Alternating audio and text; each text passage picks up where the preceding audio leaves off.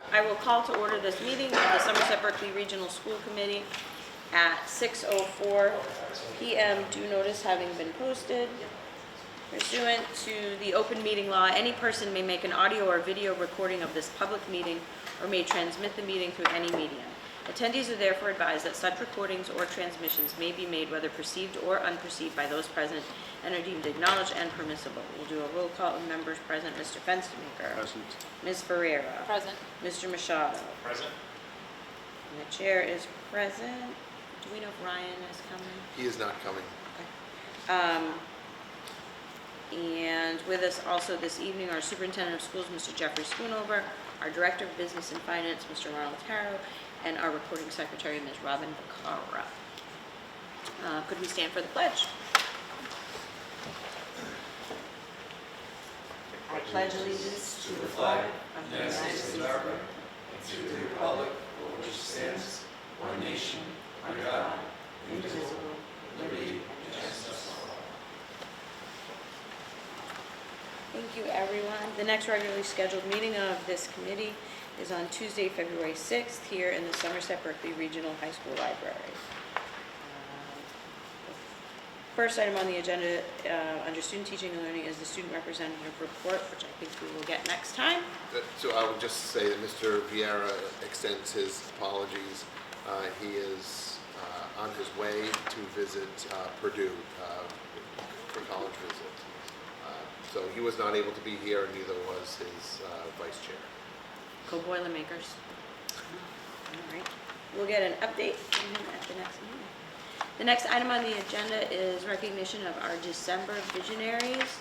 We'd like to commend the following students: Noah Cabral, academic; Cameron Carey, digital citizen; Ava Casey, empathetic; Jazara Davis, independent; Leah Dunn, empathetic; David Gonzalez, digital citizen; Kaylee Soares, respectful; and Daniel Svoboda, resilient. Congratulations to those students. Thank you for your hard work. The next item on the agenda is the approval of the ski club trip to Smuggler's Notch from February 3rd through February 5th. I'm good, how are you? Mr. Freitas. Happy New Year, haven't seen you. Yeah, so we're here to get approval for the ski trip to Smuggler's Notch. Leaving next Saturday, coming back Monday night. We have 39 kids going. We have 4 chaperones, so 20 girls, 19 boys, 2 female chaperones, 2 male chaperones. So yeah, just here to get approval for the trip. Loaded with snow up there, so pretty excited. Awesome. Different than last year, right? Yeah, it was, yeah. Actually, you were delayed, right? That was the cold. It was the freezing, like ridiculously 0 degrees. So we had to push it back a day. It all worked out, you know. But it was a little bit of chaos in the night. So everyone has the information on the in the meeting folder. Does anyone have any questions? I just had one question. Mr. Fenstermaker. That's all they're self-paying? I think it was $375. Yeah, it's And is there anything, if someone can't afford to do that? Is there any kind of a... Yeah, I've talked to Dr. Belson and administrators before. If there's ever a situation where there's a financial hardship, we've talked about. So you have a review method to look at that? Yeah. Okay, all right. Thanks. Yeah, it hasn't really come up where that's been an issue, but I tell the kids at the meeting, if there is something where you might not be able to go because of finances, just come see me in private and we'll discuss it. So. Good. Good. You got the weather now for it. Yeah, that's for sure. Yes, On your side. So, thank you. thank you. Awesome. So just for the public at large, they would be skiing 2 days? They'll be skiing, so we'll leave Saturday morning at 5 a.m. and usually get up there just before 11, get them into their condos, and they get to ski that day for free. And then they'll ski a full day Sunday, and then they'll ski till about 1:30, 2 o'clock on Monday. They get about 3 days. 3 days in. Yeah, they're good and tired. And besides that, they also have the opportunity to use the amenities of the condo, swimming, ice skating, and all that. Yeah, so it's nice. It's like depending on the condos we get, some of them are right on the trail, you know. So and other ones are like 50-yard walk, but it's all closed. girls, and they have like a fun zone. They have like an obstacle course, they have pools, hot tubs, ice skating. There's a lot of good things to do there. And it's only improved since I've been doing this now for 20 years. Pretty awesome. Okay, then I would entertain a motion to approve the ski club trip to Smuggler's Notch from February 3rd through February 5th, 2024. Second. Motion by Ms. Ferrera, seconded by Mr. Fenstermaker. All those, any discussion? Hearing none, all those in favor? Aye. Opposed? So voted. Thank you for taking the kids. Yeah, yes. Have a great trip. Have fun. Thank you.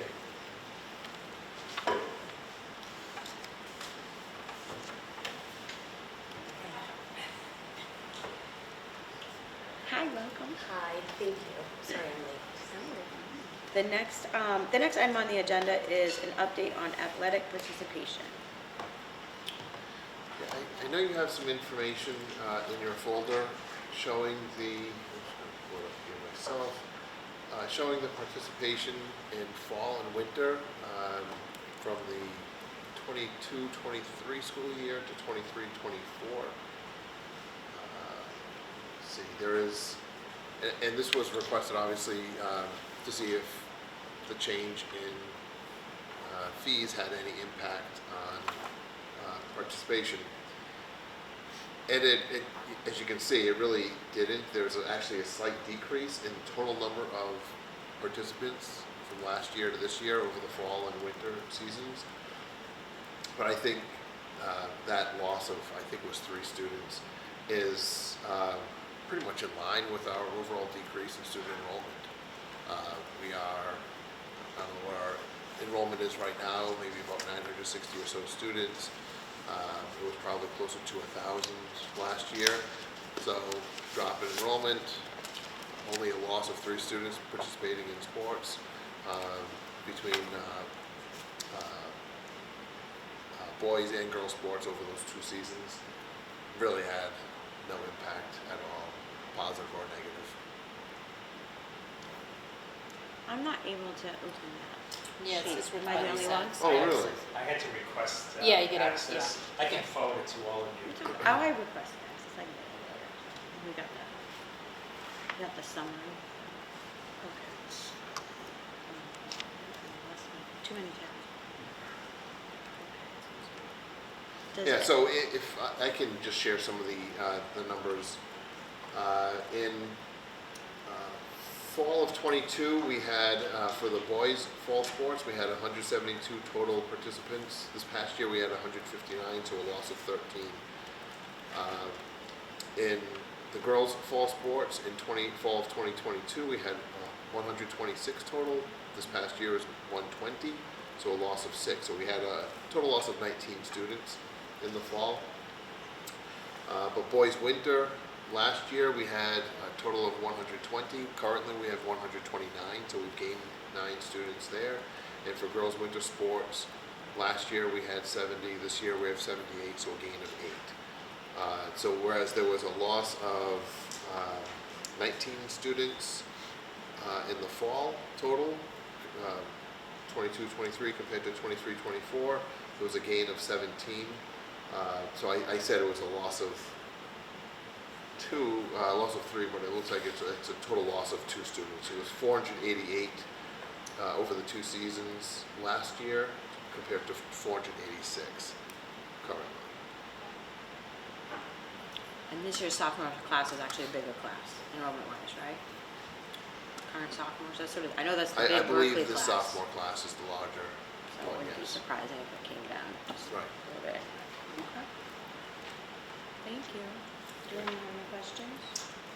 No, I did email, when I received this afternoon, I did reach out to Mr. Schoonover if we could have a similar with the sport, with the music and also the drama, Sure. how many kids participated last year, how many kids participated this year.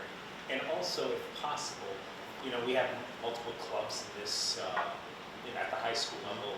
I was just curious to see how many kids are taking advantage of it and Sure. again, not that I don't want it to be taken like we're looking at numbers to remove things Right. or anything like that. We're just making sure that, are we utilizing these clubs, students know, and, it's just great that we can give these kids the opportunity to join all the clubs, drama, sports. It's good to see that the numbers are still there. Okay, Okay, thank you very much. you're welcome. And I did, Dr. Brailsford and I chatted earlier today. I wasn't sure if there would be a question about fee waivers or anything like that. Mr. Fenstermaker just asked Mr. Freitas something similar. So Dr. Brailsford said we've had about the typical number of requests and waivers granted, about 4 or 5 each year, and this year was no different than it was in previous years. Thank you. Welcome. The next item on the agenda under business and financial is the December financial statement. Mr. Tara.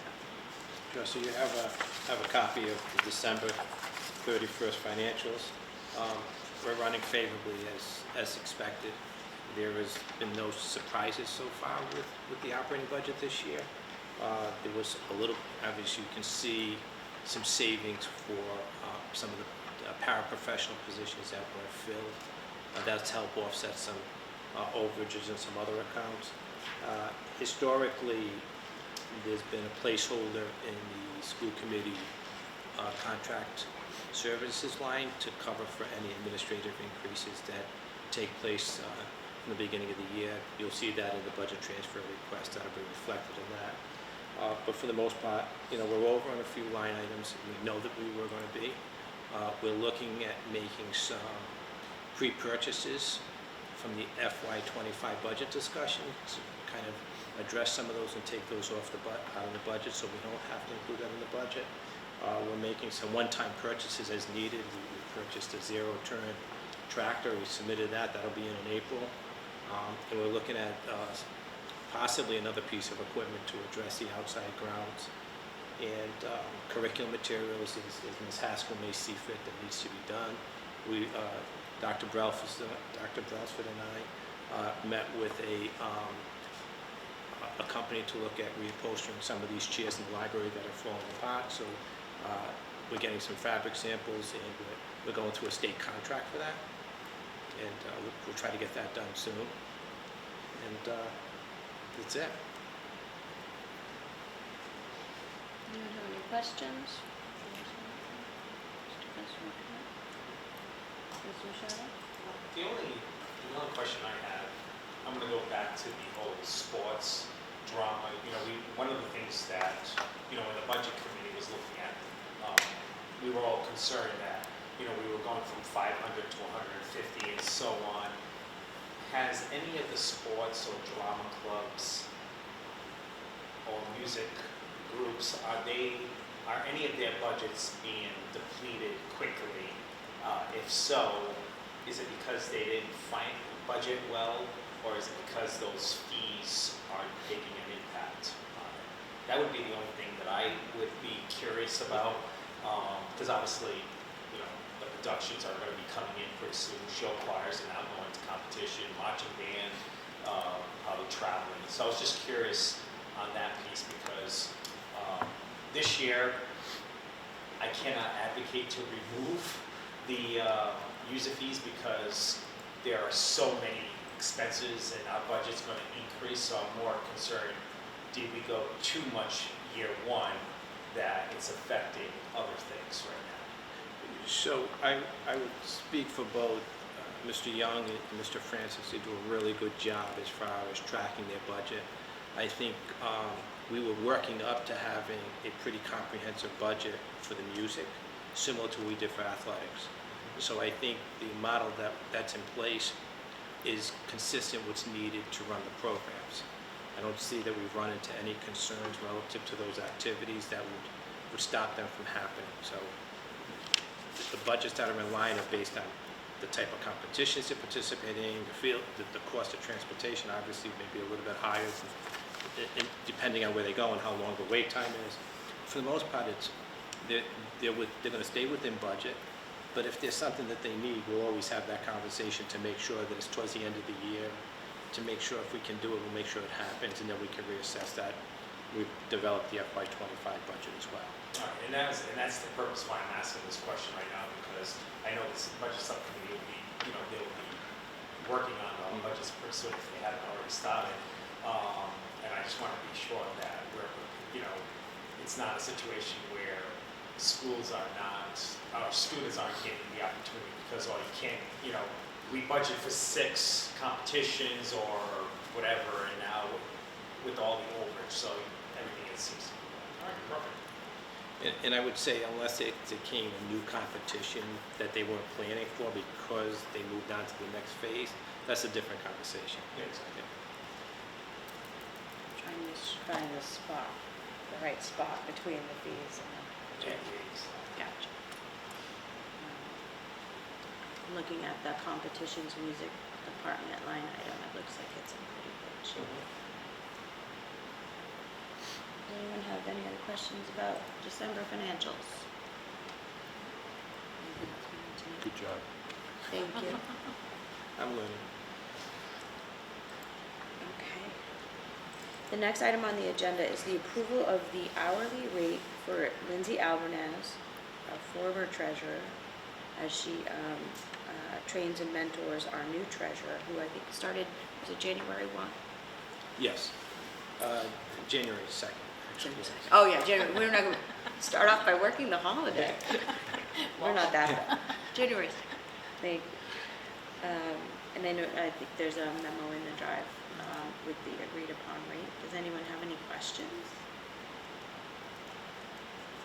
If there are none, then I would entertain a motion to approve an hourly rate of $64.98 for Ms. Albernaz to mentor Ms. Brundowski. So moved. Second. Motion by Ms. Ferrera and seconded by Mr. Fenstermaker. Is there any discussion? Hearing none, all those in favor? Aye. Opposed? So voted. And thank you again to Mr. Fenstermaker, Mr. Tara, and Ms. Gagliardi is not here, but for all the work you did on helping get our new treasurer vetted, hired, situated, and now mentored. It's great.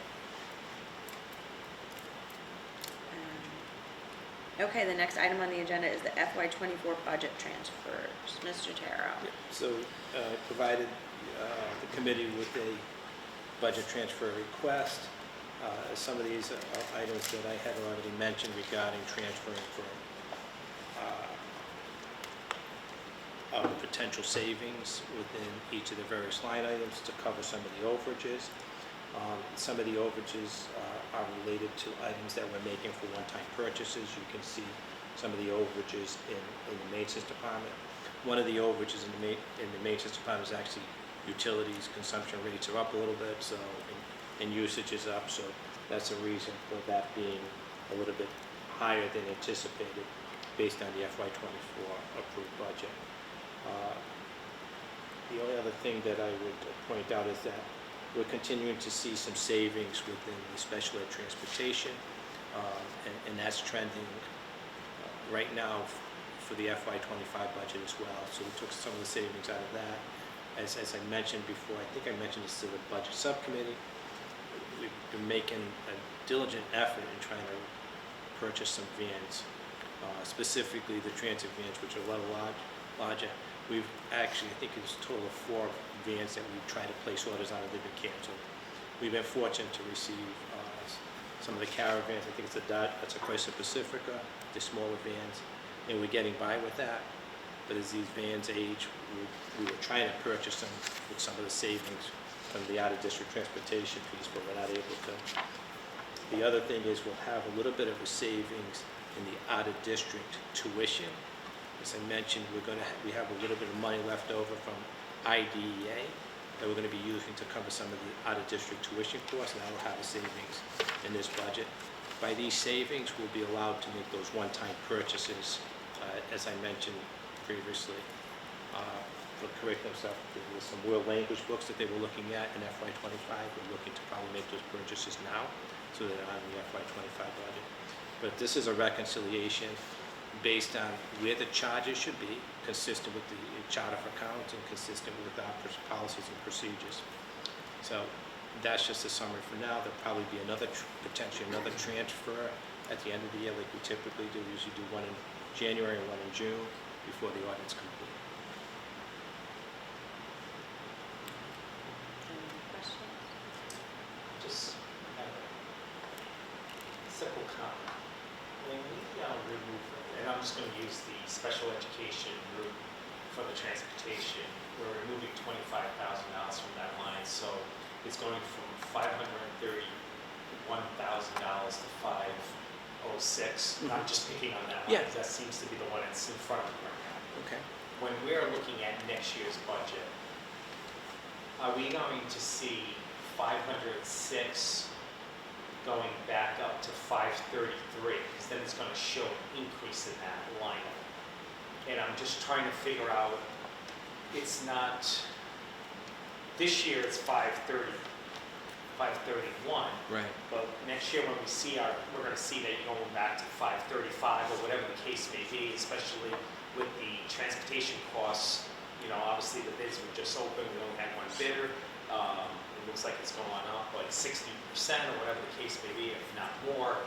Are we going to see that 16% increase plus this 25,000, which is going to show even higher? So I'm just wondering, will there be a memo to remind us that you originally was at 531, but because of savings this year? So I was wondering how you're going to present that to us. So the way I track the transfers, I track them in the financial system. It's in the FinStat. So I actually post these transfers. The system allows me to include budget adjustments. So I could potentially include that in there so we can show the original budget and the adjusted budget. That's one of the reasons why in the past I never really did budget adjustments, because we lose that historical data and why we went from 531 to 506. And then spiking back up because we had some savings this year. That may not be a good example, that may not be the best example because it's a fluctuating line anyways, but regular transportation could fluctuate like that, or something specific like teacher salaries, because there was 2 vacant positions that were filled or something like that. So I can see what the budget report looks like and maybe add that column in there if it allows me to, if I have enough room. But I have the historical data, so if I needed to, I can actually run it in my FinStat and see what it looks like. Yeah, because the last thing I want to do is, because next year, obviously when we get the budget, the very first thing I usually compare it to last year's budget. And obviously I'm going to see it's 531 and then it's now 506, but now I just want to make sure that when people see it, especially during budget hearing and we hand out these budget papers, that people are seeing, wow, busing or line item books for teaching just went up from what our teachers going to get, X. So I just want to make sure that we're comparing apples to apples when the public sees this next year. Or Very this good. year. That's a very good question, yeah. So that we're comparing the FY24 approved budget to the FY25 preliminary Yeah, proposed. because, I know most people just look at the bottom line. That's why I kind of hate that bottom line stand, because I like to work through the items first. But, so that's my only. While you were asking that question, I just went back to the FY24 budget documents from last February and March, and it was Mr. Tower did present it that way. It was the FY23 approved budget compared to the preliminary FY24 preliminary budgets at that point, not factoring All the the adjustments. the transfers. Yeah. Thank you. Anyone else have any questions or comments? Hearing none then, I would entertain a motion to approve the budget transfers noted on the January 14th, 2024 memorandum from the Director of Business and Finance. This memorandum will become a part of the permanent record. So moved. Second. We have a motion by Ms. Ferrera and seconded by Mr. Fenstermaker. Any discussion? Hearing none, all those in favor? Aye. Opposed? So voted. Thank you very much, Mr. Terrell. We appreciate your excellent stewardship of our finances. The next item on the agenda under new business is the superintendent's report. Mr. Schoonover. Sure, thank you. On the agenda, you'll see that there are 2 resignations this month, one being a school nurse and the other is a food service employee. There were no appointments over the past, or since our last meeting. And a couple other items. The Student Opportunity Act, if you recall, this is, and I presented this to the Somerset School Committee last week. This was something that was originally, school districts had to submit plans to the state in winter, spring of 2020, just prior to COVID. And at the time, it was supposed to be a 3-year plan, and it ended up really evolving into a 4-year plan. But the state is now requesting that school districts resubmit a new 3-year plan. We had a meeting, superintendents had a meeting with DESE about 2 weeks ago now, and these SOA plans are due April 1st. The point of the Student Opportunity Act plans is to identify the increases in the Chapter 70 funding to school districts, and then identifying how we're going to use those increased funds to help support students showing the greatest needs, whether it's academics or attendance or whatever it could be. We're still waiting for some target data from DESE to, we need to address by these plans ways that we're going to improve whatever it is that we need to improve and reach DESE's targets over a 3-year period. So they haven't shared with us what those targets are, but we do know that the populations are students with disabilities and our low-income students. Those are the two that tend to consistently show up as having the larger achievement gaps. So we will be developing plans. I need to have the school committee approve the plan prior to April 1st, so I will be looking to present our plan to you sometime in mid to late March. In the meantime, there's a lot of work to do to create that plan when we still don't have all of the information from the state, and it does need to, we need to present it to different stakeholder groups, the school council being one of them, our CPAC being another. So we'll be doing that work over the next 6 to 8 weeks, and then developing the plan for your review and approval. Could I ask Yes. a question about that? I was Sure. just going over it. So I know I've heard that the commissioner and the board, I think, were considering changes to the accountability rating Yes. to make attendance weighted more heavily, even in mid-year shift. I think they met the other Yes. day. I don't know what came of that. But in the event that whether that happens this school year or next, maybe more likely, would that be something that you would figure into the It could be, and SOA? when we look at chronic absenteeism, those two groups that I mentioned do show that they are also absent more frequently than the all students category. So that could also be one of the areas that we try to identify, because we all know, regardless of who the student is, if you're not in school, or if you miss more than 10% of the school year, you're not giving yourself every opportunity to learn. So we need kids in school in order to make those targets and to show that growth that we need. But to the other part of your question, there was a public comment period that just closed maybe 2 weeks ago. So we'll see if the state uses that information and either makes the adjustment as they are proposing or they were considering to propose, which is moving the accountability percentage from 10% of the formula for chronic absenteeism up to 25%, and reducing and really taking that additional percentage from the academic achievement. So making academic achievement, still a major part of the formula, but significantly less than what it is now. Thank you. So I don't know when the next Board of Education meeting is, when they were going to be considering that, but I'm sure it's soon. Two other just quick items. I know that we've had, we saw our soccer fields, with all of the rain that we had over the last month or so, it became a little bit of a pond out there. I was really happy to see when we had the cold weather last week that people actually came out and families enjoyed it to ice skate all weekend long. That was really great. But just want to talk about why it ponded out there, why we have that water, and with additional rain, I'm sure it's just going to continue to happen until we can really identify the true problem. So there is a drainage system underneath the soccer fields, and evidently, apparently, it's clogged right now, and we do need to flush that out. So once we did have some people go out there trying to find the drains and see if they can unclog them. So we don't know where it is, and we will have to bring a vendor out at some point and really to flush that drainage system that exists beneath the surface.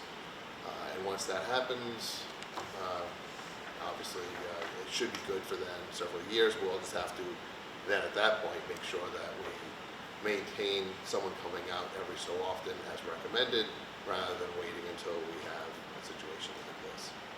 Even though there was a little bit of a silver lining recently with this. So I just wanted to share that with you so you knew what had happened and how we plan to resolve it. Just, you know, the other thing is obviously this town has wanted a marsh to be, you know, but obviously DEP said no way. And I know people were saying, oh, can we use the ice rink at the school? I know people might say, like, why don't we do this every year when it's cold? I would assume that it would damage the fields if we were going to do that, because some people might say, hey, let's just clog it up, let's make it a pond so students can use it, the public can use it, but it would hurt the fields and before you know it. Now, with that being said, if we had more property, I'd say let's build a rink and let people, you know, have the opportunity. But unfortunately, I just think the public needs to understand that with that issue, you know, we would be obviously wrecking our soccer fields. Yeah, I would assume it would have a detrimental effect if we. That's why we want to rectify this as quickly as we can, and we just hope that this time period where we do have so much water or no ice on the field, it isn't causing any lasting damage. Was there new mapping of the lines when they built the? You know, Finish this area? I know there is on one of the Yeah. maps that we have, Yeah. but it's just, and I know Mr. Campos knows where the drain locations okay. are, but Right. it's the So system. it's not a blind look, you've got an idea where all. Yes, yeah, we do. But it's just identifying where is it clogged underneath, and then how do we just need someone to come in and Right. flush it out for us. And the only other thing I wanted to add tonight was just really a recognition to our juniors who participated in the Civics Night presentation a couple of weeks ago. It was an incredible event, and the teachers who coordinated it and worked with our students, it was really, our students did a great job. It was nice to see their projects that covered such an array of topics. And not just school-based, as we saw in the first couple of years, everything, you know, had really a school focus, and they still do, because that is what that's our students' world, is very much school focused and based. But there were some other ones that really extended beyond, and the kids just did a great job explaining what they did, why they did it. It was a wonderful event, and it seems like it's grown each year. And we had a number of people who came out to talk with the students, and the kids were proud to share the work that they did. And so congratulations to the kids, the social studies department, for the members there who coordinated, and I'm looking forward to the spring one as well. That's all I have for tonight. Thank you. Any questions? Sure. I'll just jump in and just echo what you said about the civics program. It was fabulous, and the kids were it was nice to see them putting, you know, work to, like, sort of practical issues that concern them, right? So they were like, they were dressed up and they were, you know, engaged in using presentation skills, and the range of, I thought, projects was really impressive. So great job to the students and to the teachers who led them through that process, because like that's sort of the whole goal, right? They leave here and then they know how to, you know, tackle problems. Lord knows the world, we have enough of them. We need all the help we can get. So the fact that they get to sort of practice that here in ways that they care about and that are authentic and genuine to them is like commendable. Not every school is doing that work. So the fact that it's been happening here for so long and has grown is, I think, very impressive. Mrs. Andrews and I were speaking with Mr. Freitas, and he is now the chair of the Board of Selectmen, isn't He is, yes. Okay, so the chair of the Berkley Board of Selectmen who came in, he was very impressed with a group of students who did a project on, was it street lights or traffic lights? Street lights in Berkeley, Streetlights. 'cause we have two, basically. And So more would be good. But Mr. Freitas was, not only did he express his admiration for the kids and just how excited he was to talk to the kids and learn about all their projects, but I think he invited this particular group of kids to present at a Berkeley Board of Selectmen meeting as well. So just having those little connections for our kids too, and being able to take the work from here and expand it to, you know, really the next level. That's really what we want our kids to be able to do. If I could just mention, one of the things, as I was walking out, and I was obviously talking to the faculty, and they asked us if we had any topics that we would like future classes to address. So that might be something that the school may want to reach out to the Board of Selectmen, to the water departments, to, you know, because if we can get like a group of students to help with a process, you know, like for years we had parking issues or whatever the case may be, and they can change things. And so if anyone has any topics for future classes, please reach out to the faculty or let them know. But I would recommend them to reach out to the other, obviously you just saw a Board of Selectmen, say, hey, come present to us. Let's just see what are their problems, what are some of the issues that they're addressing. Like, I would love to have them do something, how to improve town meeting participation. You know, things like that they may go around and ask people why they're not attending, you know, talk to the town clerk and things like that. Like, try to get them more involved in not only the school politics or the school issues, but more of the town, because, you know, the most important government is your local government, and if they can get involved in that, who knows, maybe they will be our next leaders sitting in these tables as well, so.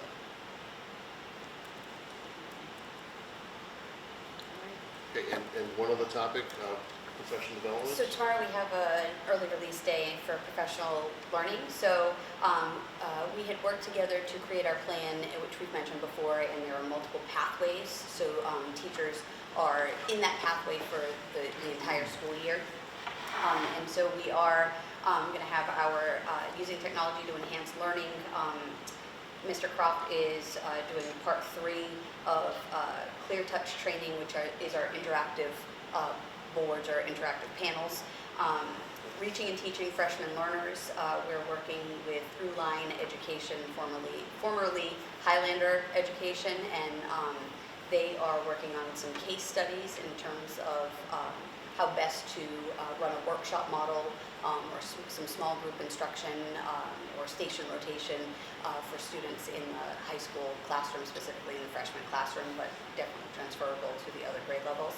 Our SEL pathway will continue our work with Sarah Starr from Project Wayfinder.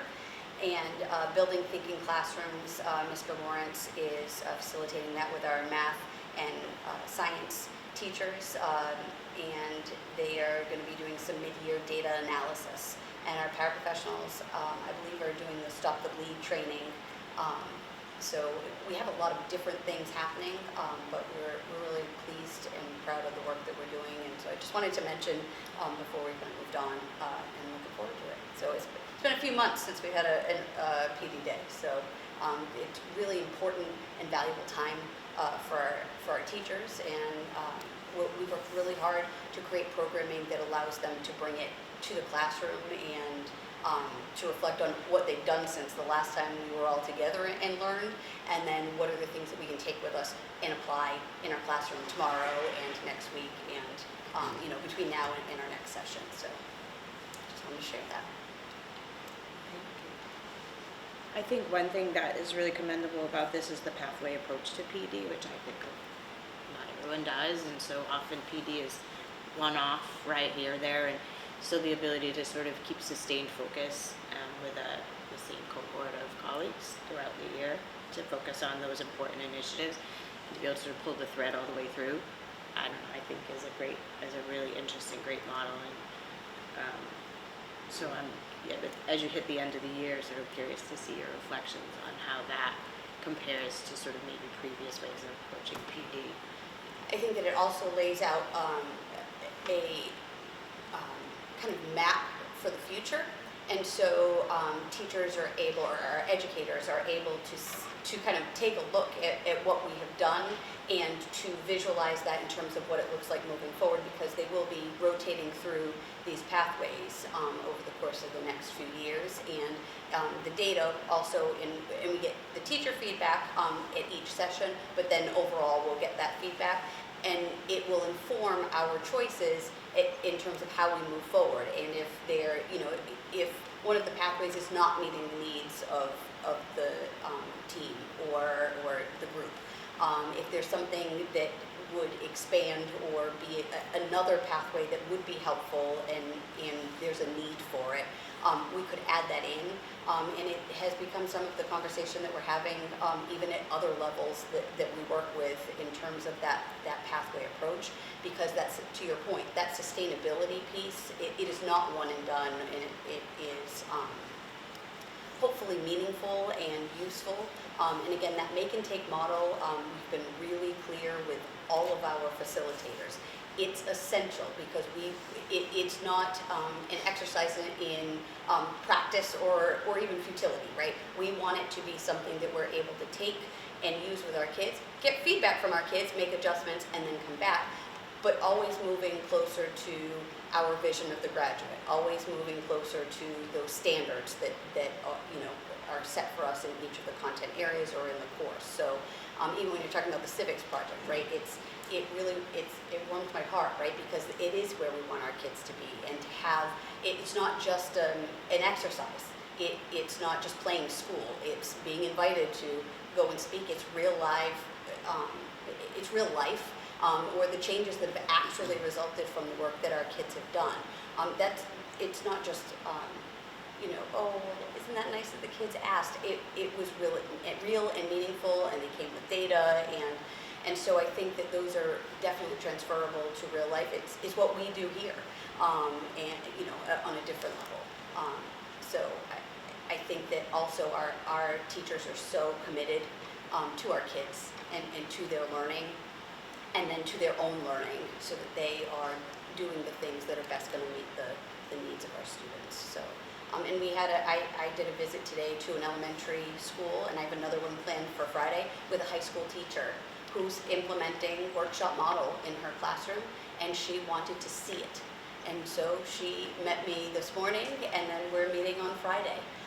And so it is a springboard for conversation, what we're seeing in a 5th grade classroom, what we'll see in a 3rd grade classroom, and then how can we replicate something comparable to best meet the needs of all of the learners that she has in her classroom. And so it's a really great partnership in addition. So, thank you. Thank you. Good work, everyone. Okay, the next item on the agenda is policy updates. We have several policies for second readings. Is there anyone who would like to pull any of those out? If not, Well, I just had a couple quick questions. One of them is on school bus safety program and requirements for evacuation and drills. Is that the responsibility of the company supplying the buses, or is that a district? There's some kind of a file kept on that to show that the required training or... So we obviously, the school district works with Fisher Bus to coordinate that, and then we maintain the records of that Okay. as a school. It's just an ongoing... I'm sure Fisher does. I would assume they also maintain records, but we... So I just wanted, it's not one of those. Right. It's being done together. Okay. Exactly. And then the other one I had, I think this is a new one, is the school committee legislative program.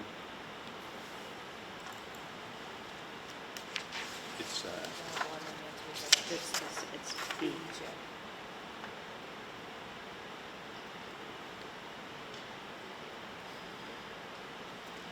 that, I just don't know, do we need to do anything with that? Or is that someone we have to identify as a liaison with the legislators in our district? Just a question. I don't want to hold up this, thank you. So we're allowed to discuss Yeah. things, you're allowed.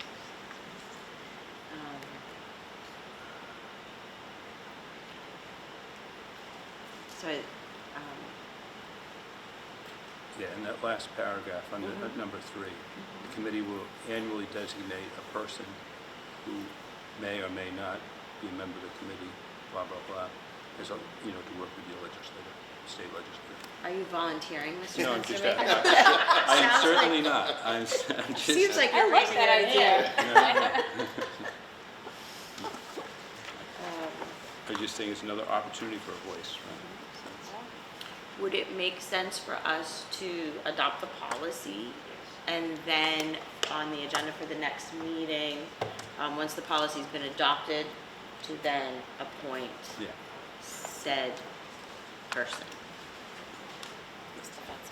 Perfect.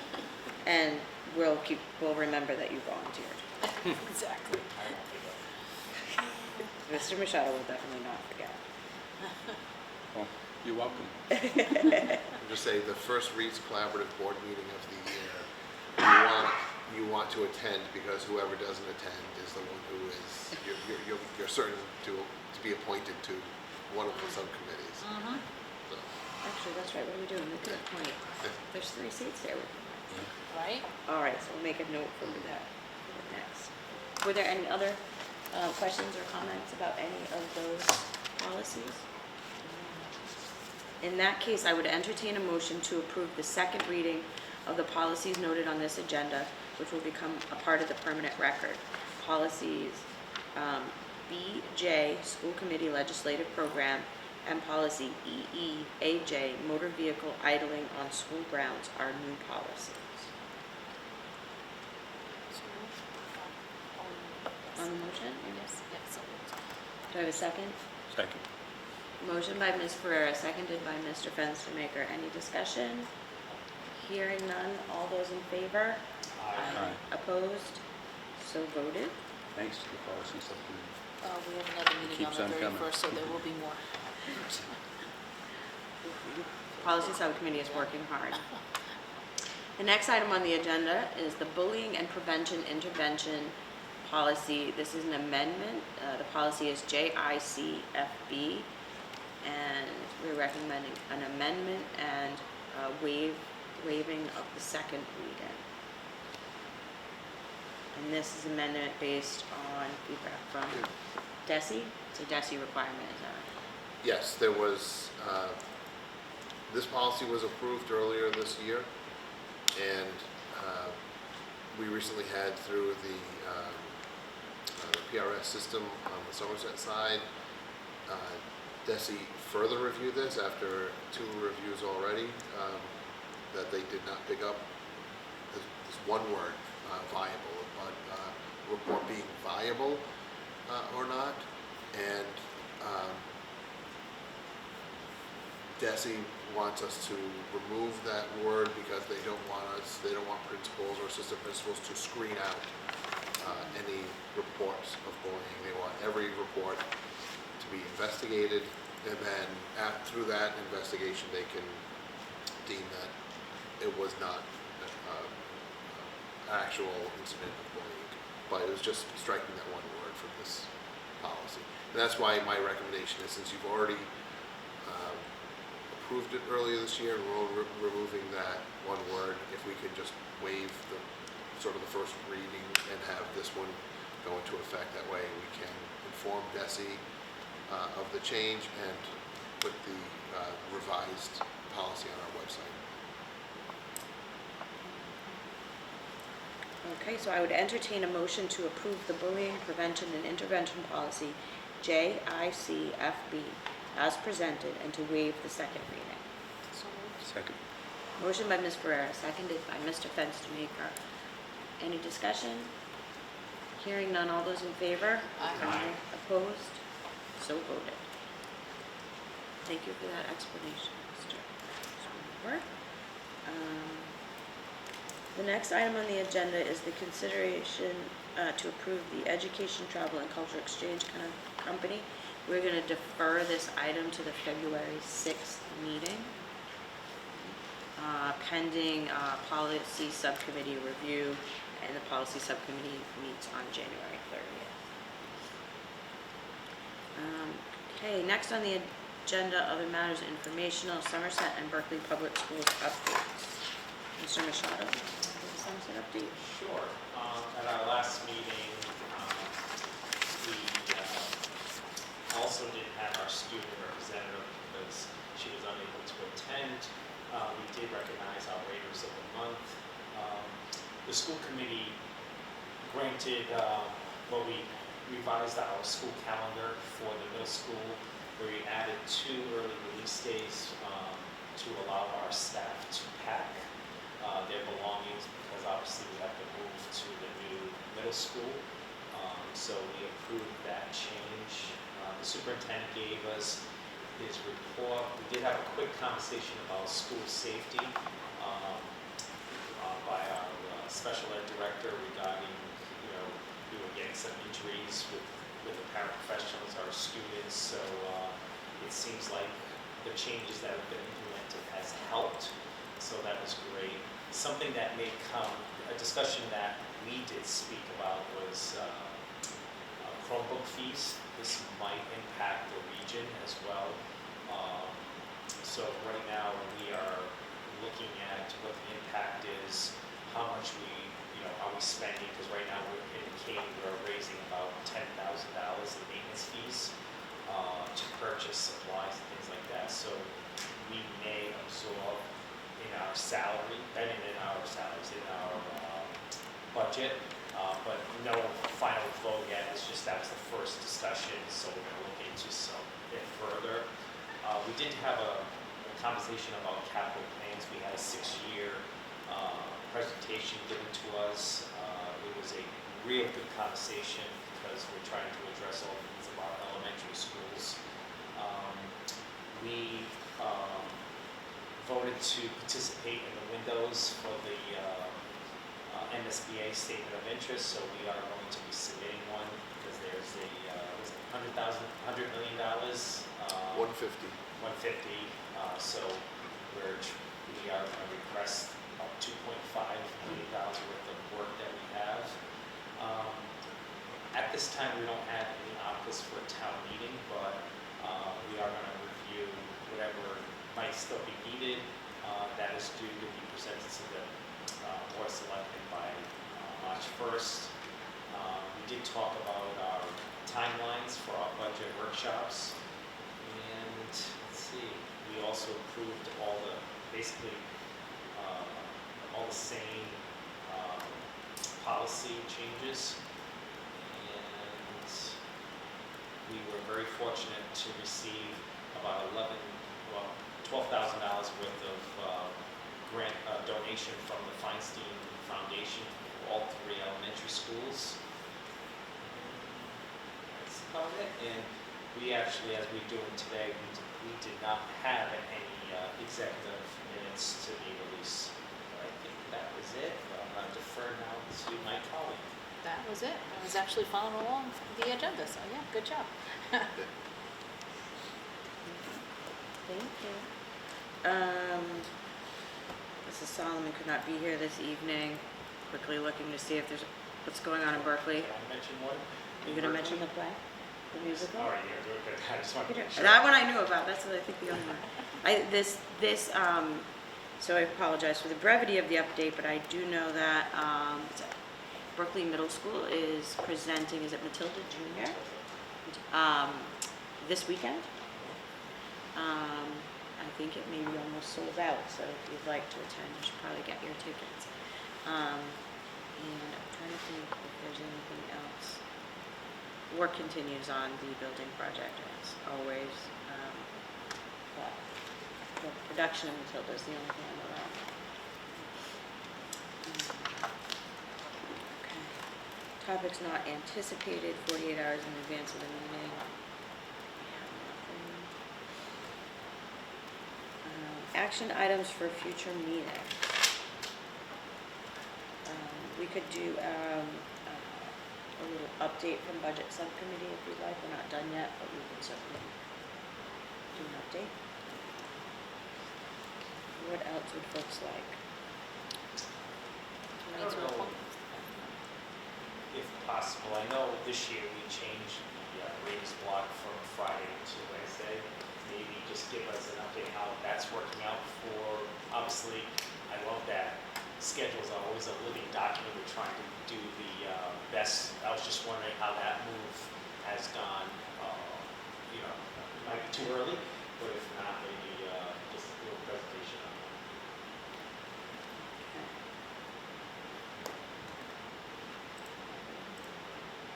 Does anyone have anything else? So update from budget subcommittee, appointment of the legislative liaison from the school committee, and an update on Blue Raider Walk. Excellent. The next item on the agenda is approval of minutes. We have 4 dates of minutes to approve. Does anybody need anything to pull that out, or can we take them all together? Okay, so I would entertain a motion to approve the following minutes as presented. Approval of open session minutes of December 19th, 2023. Approval of executive session minutes of December 19th, 2023. Approval of joint open session minutes of December 19th, 2023. Approval of joint executive session minutes of December 19th, 2023. So moved. Motion by Ms. Ferrer and seconded by Mr. Fenstermaker. Any discussion? Hearing none, all those in favor? Aye. Opposed, so voted. Next item on the agenda is public input. Do you have anyone for public input? I'm just going to mention one thing back to Matilda. Tickets are selling up very quickly, as you mentioned. I know a few years, it seems like the Berkley Middle School Drama Club sells out every single year. 3 years ago, matter of fact, people were getting scammed on Facebook for tickets. It's it's amazing. But if you do have the opportunity to go, what I'm always very impressed with this program now is actually being led by Kyle Como, who's a high school student here, and how his friends will help him out throughout the whole production. So it's a real good way to encourage our high school students to give back to the community, especially in this particular way where they're going back to their elementary school. So if you're able to do it, definitely go. So kudos to our high school students for getting involved in that, especially Mr. Kyle, as they like to call him. Definitely take the opportunity out with different It's a great way to have the younger students continue their work in theater when they get to high school. So, anyone else need public input? Okay. All right. The next item on the agenda is executive session. So I would entertain a motion pursuant to Massachusetts General Laws, Chapter 30A, Section 21A7, to comply with or act under the authority of any general or special law or federal grant and aid requirement, to consider the release, redaction, or withholding of the 2023 executive session minutes. And then the committee would return to open session. Motion by Ms. Ferrera, Do I have a second? Okay. Seconded by Mr. Machado. I think we need to do roll call for this, yes. On roll call, all those in favor, Mr. Machado? Aye. Mr. Fenstermaker? Ms. Ferrera? Aye. And the chair votes aye. We will return to open session.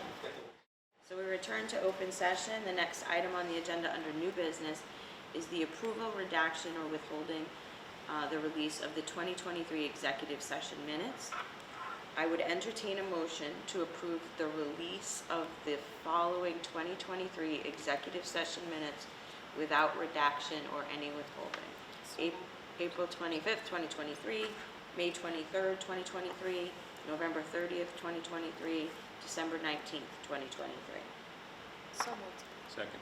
Motion by Ms. Ferrera and seconded by Mr. Fenstermaker. Any discussion? Hearing none. All those in favor? Aye. Aye. Opposed? So voted. Entertain a motion to adjourn. So moved. Second. Motion by Ms. Ferrera, seconded by Mr. Machado. Any discussion? Hearing none. All those in favor? Aye. Aye.